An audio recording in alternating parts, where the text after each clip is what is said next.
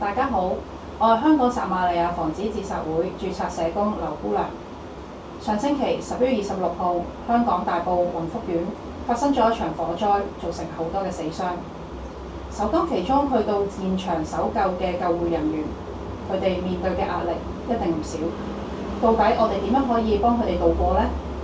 今日我哋邀請到香港心理學會註冊臨床心理學家趙思雅女士，同我哋分享一下喺佢哋嘅救援人員嘅工作裏邊，佢哋可能會遇到啲咩情緒。趙女士啊，其實咧救護人員，譬如一啲消防員啊，唔同嘅搜救嘅前線人員啦，或者係警察啦、醫護啦，佢哋通常會遇到啲乜嘢嘅情緒嘅咧？其實咧，我哋話喺一個大嘅災難或者壓力事故裏面咧，其實喺前線工作嘅救援人員咧，佢哋都會可能會面對一啲嘅創傷嘅。咁包括係今次事件嘅消防員、救護員、前線嘅醫生、護士、警察、義工，又或者其他部門嘅人員，仲有記者，其實佢哋都可能會目擊呢一個嘅火災，仲有係喺救援之間嘅一啲嘅死傷者嘅運送。咁而呢啲嘅創傷嘅畫面咧，有可能咧都會影響咗佢哋嘅情緒同埋日常生活嘅。喺過去呢幾日咧，我哋觀察到其實前線嘅救援人員，佢哋會有一啲嘅情緒狀況會出現，包括係覺得好震驚，因為佢哋面對咁震撼嘅畫面，可能係之前就算做咗好多年嘅救援人員都係未見過。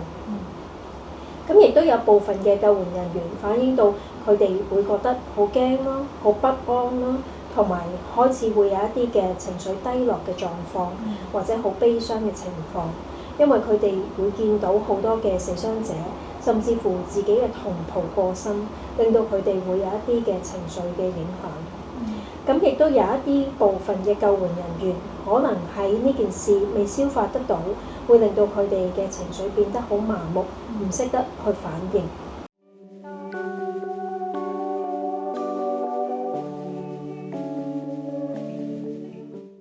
咁而我哋都觀察到有一啲嘅急性壓力症狀喺救援人員裏面去出現嘅。咁其實常見嘅急性壓力症狀咧有4大類。第一個咧就係一啲嘅逃避嘅行為，包括唔係好想去返呢個嘅場景，或者唔係好想提起呢一個嘅火災，又或者有一啲間斷性嘅失憶，係關於呢一次嘅大火。咁第二類一個常見嘅創傷後嘅急性壓力症狀咧，就係一啲嘅重現，即係話呢一啲嘅救援嘅片段、火災嘅片段嘅畫面喺佢腦海裡面重現，或者喺發夢嘅時候會出現，成為一啲好似噩夢咁樣嘅情況。又或者當佢哋喺日間喺工作或者生活嘅期間，嗰啲嘅聲音、畫面，又或者類似嘅感覺，就好似係度不斷咁重現。咁我哋話呢啲好似一啲回帶嘅一個嘅 flashback， 都會影響到佢哋嘅日常生活嘅。咁仲有一類嘅症狀，就係一啲過度嘅警覺性提高咗。咁有唔少嘅救援人員喺一個咁高壓嘅環境裡面去救援工作之後，佢哋可能嗰個警覺性咧會去提高，而令到自己咧好容易有不安嘅情緒，亦都有瞓唔着嘅情況會出現。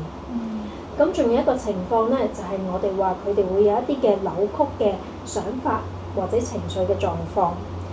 而係同呢一件事件係有關係嘅。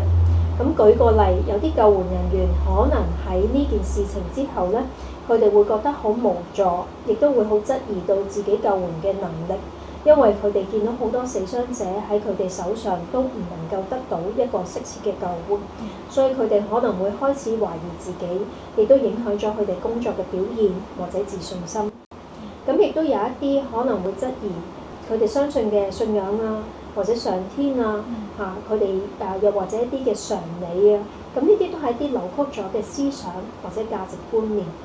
咁其實咧，呢幾類嘅症狀咧，我哋都話係一啲創傷後急性壓力嘅症狀。如果呢啲症狀咧係維持超過1個月咧，有可能就會演變成為一啲創傷後壓力症。所以咧，救援人員都需要留意自己一啲嘅壓力嘅反應，同埋咧適切咁樣處理㗎。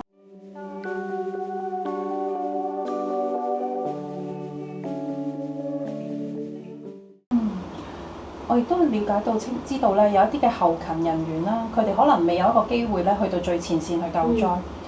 多時候咧，佢哋會出現一啲嘅自責嘅情緒。咁佢哋又會可能有啲乜嘢嘅影響咧？其實我哋接觸到一啲嘅後勤人員咧，佢哋都會有呢一個嘅反應，因為喺調派一個嘅救援嘅時候，佢哋有可能係負責做一啲後勤嘅工作，又或者做一啲聯絡嘅工作，而未能夠走到最前線去做一個嘅救災嘅行動。而佢哋咧就可能因為咁覺得自己未能夠盡力，唔能夠為佢哋嘅部隊去出一分力，而有一啲嘅自責啦，或者自我懷疑嘅。咁其實咧，我哋喺一個嘅輔導嘅過程裡面，都會去同佢梳理翻呢啲嘅情緒，因為如果佢哋不斷覺得好自責，其實就會令到自己好唔開心，亦都可能影響咗佢日後佢投入工作嘅一個熱誠嘅程度嘅。咁如果佢哋遇到呢啲嘅狀況，其實對佢哋嘅生活有冇啲咩影響嘅咧？其實咧，如果救援人員遇到咁樣嘅壓力狀況咧，好可能咧對於佢哋日常生活同埋佢哋工作都有影響㗎。舉例，佢哋如果係有一啲嘅情緒狀況，同埋影響佢哋瞓覺啦，佢哋可能日常生活都會變得好冇精神啦，瞓唔着覺啦，亦都有一啲咧係可能胃口變差亦都影響咗佢哋平常嘅生活嘅作息。咁亦都有部分嘅救援人員咧反映到咧，呢一啲嘅壓力症狀咧，都有可能令到佢哋長期係處於一個自責或者驚恐嘅狀況。咁亦都影響到佢哋平常嘅工作嘅表現。一去翻做翻救援工作嘅時候，就會勾起翻今次嘅創傷畫面，去令到佢哋難以專注去工作，或者喺工作上面唔能夠表現到好似以前咁好。咁所以我哋話咧，呢一啲嘅創傷後壓力嘅症狀咧，都係不容忽視，必須要及早處理嘅。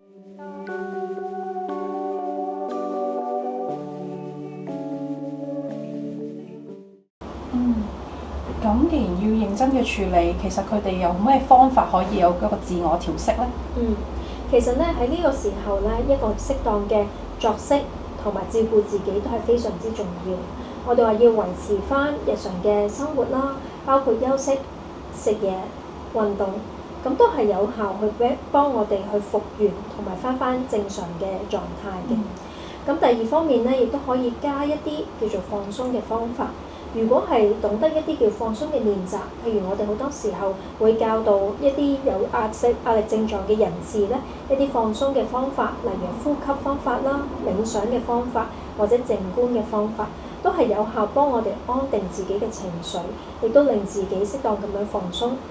亦都可以咧做翻一啲適當嘅運動，去幫自己宣泄呢個壓力。咁亦都如果有一個嘅親戚朋友係可靠可信嘅話咧，我哋都鼓勵佢哋可以同人哋分享。如果揾唔到呢啲嘅親友咧，其實都有個小方法嘅，可以試下每日花大概15分鐘嘅時間去將你嘅感受寫低紙張或者係喺你嘅電話度，然後透過呢一個過程去將自己情緒慢慢抒發出嚟。其實呢一啲咧都係有效嘅方法，幫我哋處理一啲負面嘅情緒。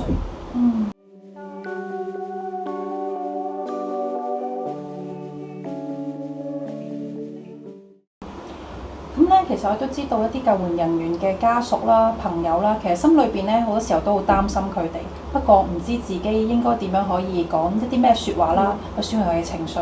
可唔可以俾一啲嘅建議我哋啲救援人員嘅家屬點樣去支援翻佢哋嘅情緒咧？係啊，其實咧親友咧嘅支援都係好緊要嘅。咁其實喺呢個時候咧，救援人員可能已經係身心俱疲嘅狀態。咁親友可以喺呢個時候多啲嘅陪伴啦、聆聽啦。或者咧係幫佢哋分擔咗日常生活嘅其他壓力，包括可能係家務湊小朋友呢啲嘅壓力，等佢哋可以得以一個嘅放鬆同埋釋放，去專注去處理翻自己嘅心理狀況嘅。咁而家屬親友咧都係要小心啲咧，唔好問太多關於呢個救援行動嘅一啲詳情啦，又或者咧係一啲嘅救援裡面咧係面對咗幾多嘅死者傷者。因為咧，當救援人員去講翻呢啲事件或者佢哋救援嘅經過嘅時候，其實不其然咧都會令佢哋勾起咗自己一啲嘅創傷嘅畫面，亦都有可能會激發咗咧佢哋呢啲急性壓力嘅症狀嘅。咁所以我哋都建議家屬其實喺呢段時候最緊要陪伴支援，已經係幫到救援人員好多㗎啦。